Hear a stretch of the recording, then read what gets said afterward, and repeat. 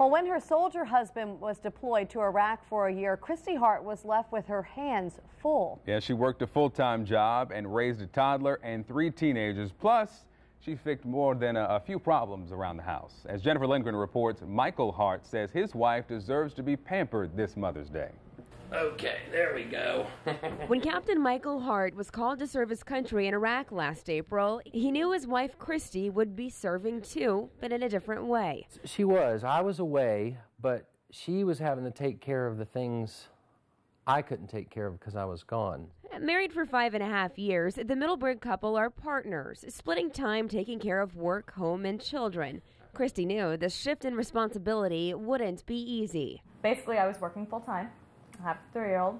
We've got 3 other children, teenagers, in sports, so we were just kind of overextended.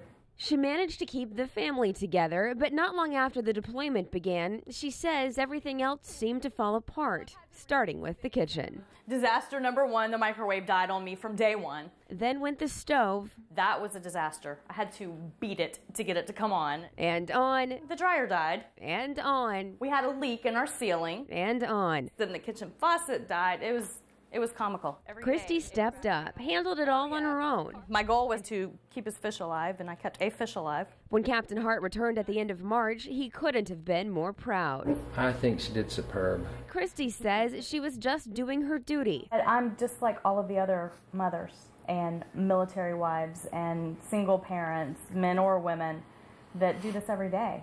And for all she does every day, Michael says his wife deserves a Mother's Day break. Oh, she's a great mother to the kids, and she's a great wife, and I think she needs to be pampered. Okay, there we go.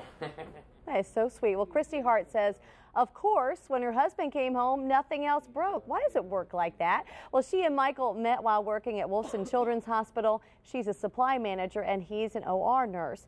And tomorrow on Good Morning Jacksonville, we'll introduce you to our final finalist, the final mom. Then you can vote on who you think should get the Mother's Day makeover.